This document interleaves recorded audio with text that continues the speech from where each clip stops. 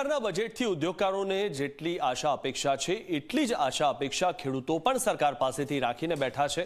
અમારા સંવાદદાતાએ બનાસકાંઠાના દિયોદર તાલુકાના ખેડૂતો સાથે વાત કરીને તેમની અપેક્ષાઓ જણાવવાનો પ્રયાસ કર્યો છે અને આ વખતનું બજેટ ખેડૂતલક્ષી હોય તેવી જ વાત અહીંના ખેડૂતો કરી રહ્યા છે। ખેડૂતોનું કહેવું છે કે સરકાર ખેડૂતો માટે સિંચાઈના પાણીની વ્યવસ્થા કરે એટલું જ નહીં, તેમના પાકના પોષણક્ષમ ભાવ મળે તે માટે પણ કોઈ જોગવાઈ કરે। તો કિસાન ક્રેડિટ કાર્ડમાં જે 0% વ્યાજની નીતિ છે તેનો યોગ્ય અમલ થાય તેવી માંગ પણ ખેડૂતો કરી રહ્યા છે। ક્રેડિટ કાર્ડમાં વ્યાજ ખેડૂતોને ભરવું પડે છે, ત્યારે આ વ્યાજમાંથી મુક્તિ મળે તેવી ખેડૂતોની સરકાર પાસેથી અપેક્ષા છે।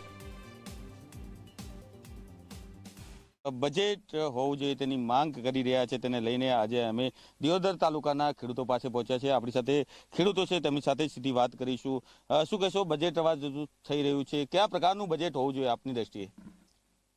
હવે હાલ તો બજેટ જે કેન્દ્ર સરકારનું બહારે જે પડવાનું છે અને એના માટે જે સંસદમાં ચાલુ છે, ખેડૂતોની એક જ માંગણી છે કે ટાઈમસર અમને ખાતર મળી રહે, ખાતરની સબસિડીઓ છે એ બધી કાયદેસર મળી રહે, અને જે ખેડૂતો સાધન વાપરે છે, કોઈ ટ્રેક્ટર છે, રોટાવેટર છે કે જે છે, એના ઉપર જે જીએસટી છે એ ટોટલી જીએસટી હટાવી લેવો જોઈએ। ખેડૂતોને એક જ માંગ છે કે કાયદેસરનું કાયમી માટે વીજળી, પાણી અને આ ખાતર આ મળી રહે તો ખેડૂત કોઈ પણ સમયમાં કોઈ પણ જગ્યાએ પાટું મારીને પેદા કરી શકે એવી અમારીમાં તાકાત છે।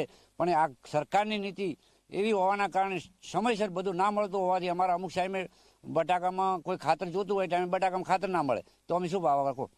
પહેલી તો સરકારશ્રીને કહેવા માંગીએ છીએ કે એમએસપી મિનિમમ પ્રાઇસ ખેડૂતને મળે તો ખેડૂત બચી શકે એવી પરિસ્થિતિ છે।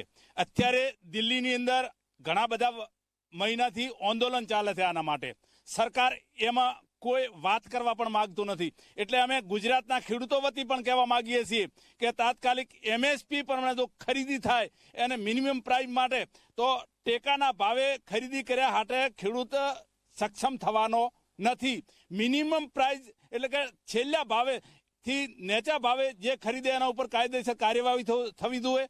આવું કંઈક બજેટની અંદર થાય તો ખેડૂત બચી શકે। ખેડૂત લક્ષી બજેટ છે તે સરકાર બહાર પાડે। શું કહીશો, આપ ખેડૂત છો, વર્ષોથી ખેતી કરી રહ્યા છો, મોંઘા બિયારણ, મોંઘું ખાતર હોય છે, કેન્દ્ર સરકારનું બજેટ આવી રહ્યું છે, શું અપેક્ષા રાખી રહ્યા છો? સરકારને ખેડૂતની પહેલી ખરીદી કરવાનું કે ધાર ખેડૂતનો માલ તૈયાર થાય અને પહેલા ખરીદીનું આયોજન કરવું પડે। હવે દાખલા તરીકે અમારે આ સાલ મગફળી ખરીદી, ખેડૂતને માર્કેટમાં વેચાઈ ગઈ અને પછી કરી, એટલે સરકાર વેપારીની સરકાર છે, ખેડૂતોની નથી। પહેલું તો ખેડૂત નીતિ બનાવે સરકાર, ખેડૂતના હક માટે ખેડૂત લડી શકે એવું કંઈક બજેટ બનાવે કે ખેડૂત પોતાના માટે લડી શકે તો ઉપર સુધી અવાજ જાય। અને બીજા નંબરમાં કે જ્યાં સુધી એમએસપી પ્રમાણે મિનિમમ પ્રાઇસ ખેડૂતને નહીં મળે તો ખેડૂત બચી નહીં શકે। પહેલું તો સરકાર આ બજેટની અંદર મિનિમમ પ્રાઇસ એટલે કે ટેકાના ભાવે ખરીદ્યા વગર એના છેલ્લા ભાવ કરી અને એનાથી જે નીચું ખરીદે એના ઉપર કાયદેસર કાર્યવાહી થવી જોઈએ। આવું કંઈક ખેડૂત હિત માટે સરકાર વિચારે તો ખેડૂત બચી શકે।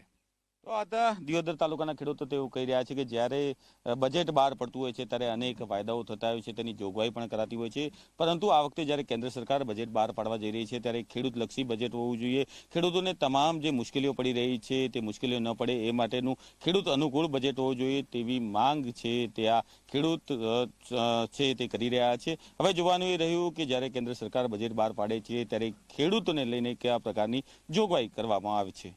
અલ્કેશ રાવ, જી મીડિયા,